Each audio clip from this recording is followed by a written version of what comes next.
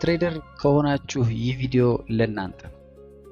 ቻርት ላይ አፍጣችሁ ወይም አይን ሳታርገበግቡ ታያላችሁ። ይህ ልማድ አይምሯችንን በውሸት ፍርሃት አሳብዶ አካውንታችንን እንዴት እንደሚያጠፋው እስቲ በሳይንስ እንመልከት። ብሊንክ ሬት ሳይኮሎጂ ይሉታል። እስቲ ዛሬ አብዛኛዎቻችን ቻርት ፊት ተቀምጠን ትሬድ ስናደርግ እኛ የማናስተውለው ግን ጓደኛችን ወይም ቤተሰባችን ቢመጣ የሚያየውን አንድ አስፈሪ የትሬዲንግ ጸባያችንን እንነጋገርበት። ትሬድ ውስጥ ገብታችኋል። ማርኬቱ ወደ ኪሳራ ድሮዳውን መሄድ ጀመረ፣ ወይም ደግሞ በጣም አጓጊ የሆነ ሴታፕ እየጠበቃችሁ ነው። በዚህ ሰዓት አይናችሁን ከስክሪኑ ላይ መንቀል ያቅታችኋል። አይናችሁን ሳታርገበግቡ ለደቂቃዎች ስክሪኑ ላይ ታፈጣላችሁ። ልክ እንደ ዞምቢ ወይም ሂፕኖታይዝ እንደተደረገ ሰው እይታችሁ ጠባብ ይሆናል፣ ወይም ወደ ተነል ቪዥን ውስጥ ትገባላችሁ። በዚህ ሰዓት ስልካችሁ ቢጠራ አትሰሙም። ሰው ቢያናገራችሁ ልትቆጡ ትችላላችሁ። ዓለም ጠፍታ እናንተና ያቺ ቀይ ወይም አረንጓዴ ካንድል ብቻ ትቀራላችሁ። እናስ ይህ አትኩሮት ጥሩ ትኩረት ወይም ፎከስ ይመስላችኋል? እውነቱን እንነጋገር ከተባለ በጭራሽ ፈጽሞ ጥሩ የሆነ ፎከስ አይደለም።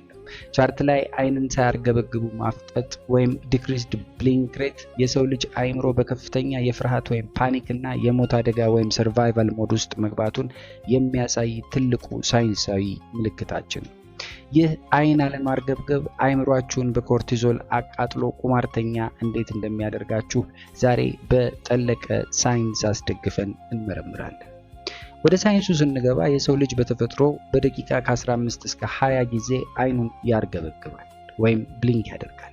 ነገር ግን ጥንት በጫካ ውስጥ አባቶቻችን አውሬ ወይም አንበሳ ሲያዩ ወዲያውኑ አይናቸውን ማርገብገብ ያቆማሉ። ለምን ካልን ምክንያቱም አይምሮ አደጋ አለ። አይንህን ብታርገበግብ አንበሳው ሊዘልብህ ይችላል፣ አፍጥጥ የሚል የፍላይት ኦር ፋይት ተዋጋ ወይም ሽሽ ትዕዛዝ ስለሚያስተላልፍ።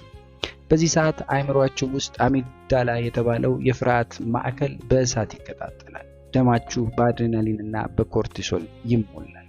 በትሬዲንግም ላይ የሚፈጠረው ይኸው ቅጽበት ነው።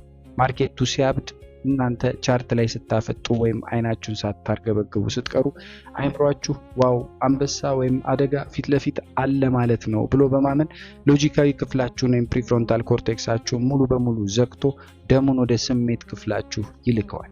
ቻርት ላይ ያፈጠጠ ትሬደር ሎጂካዊ ትሬደር አይደለም። እሱ ፊት ለፊቱ አንበሳ እንዳየና ለመሸሽ እንደተዘጋጀ በፍርሃት የተዋጠ የጫካ ሰው ወይም ኬቭማን ነው ልንል እንችላለን።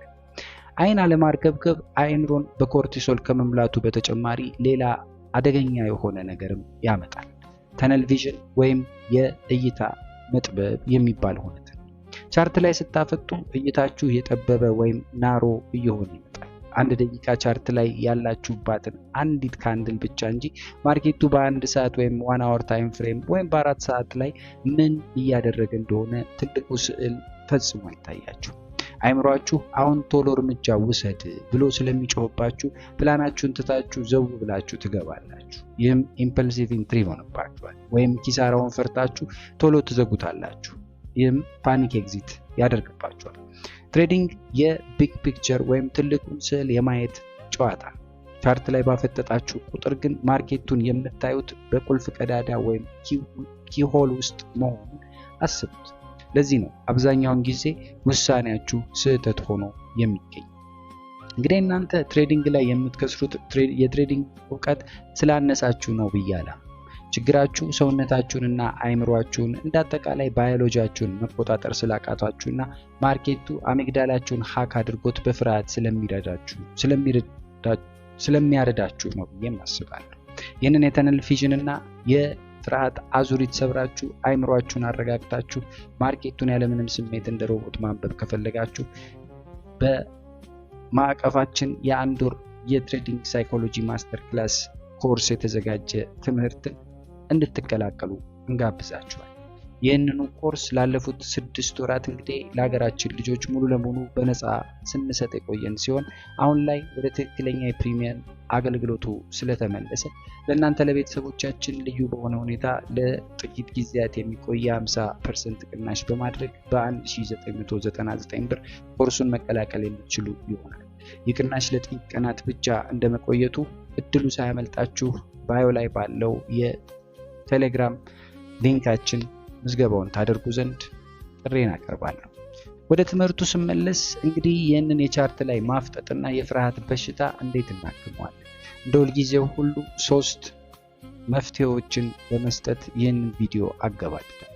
ፕሮፌሽናል ትሬደሮች አይምሯቸውን ከአደጋ ወይም ከዚህ ሰርቫይቫል ሞድ ውስጥ የሚያወጡባቸው 3 የባዮ ሃኪንግ ዘዴዎች አሏቸው። አንደኛው የ20-20-20 ሩል ይሉታል። የ20-20-20 ህግ። ቻርት ፊት ስትቀመጡ በየ20 ደቂቃው አይናችሁን ከስክሪኑ አንስታችሁ 6 ሜትር ርቆ ወዳለ አንዳች ዕቃ ለ20 ሰከንድ ተመልከቱ። ይህንን ስታደርጉ የአይናችሁ ጡንቻዎች ዘና ይላል። አይምሯችሁ ፊት ለፊቴ አንበሳ የለም ለካ ብሎ አሚግዳላ ወይም ፍርሃቱን ያጠፋዋል። ሎጂካችሁ ወይም ፕሪፍሮንታል ኮርቴክሳችሁ መልሶ ያበረዋል። እናም 6 ሜትር ወይም 20 ጫማ ርቀት ወዳለ አንዳች ጉዳይ ለ20 ሰከንድ መመልከት በየ20 ደቂቃው ጥሩ የሆነ የአይምሮ እርጋታን ይሰጣችኋል ማለት ነው። ሁለተኛው ብሊንክ ኮንሺየስሊ የሚለው በታሰበበት ሁኔታ አይናችሁን ማርገብገብ። ማርኬቱ መወዛወዝ ሲጀምር ወይም ቮላታይሊቲው ሲጨምር ሆን ብላችሁ ኮንሺየስሊ አይናችሁን ቶሎ ቶሎ ለማርገብገብ ሞክሩ፣ ወይም አይናችሁን ለ3 ሰከንድ ጨፍኑት። አይን ሲጨፈን አይምሮ የፓራሲምፐተቲክ ወይም አረጋጊ ኬሚካልን ያመርታል። በሶስተኝነት ፊዚካል ዲስታንስ ወይም አካላዊ ርቀት መፍጠር ነው። ቻርቱ ሲያብድባችሁ ወደ ስክሪኑ አትጥሩ። ይልቁንም ወንበራችሁን ወደ ኋላ ገፋ አድርጋችሁ ሊን ባክ የሚባለውን አቀማመጥ ተቀመጡ።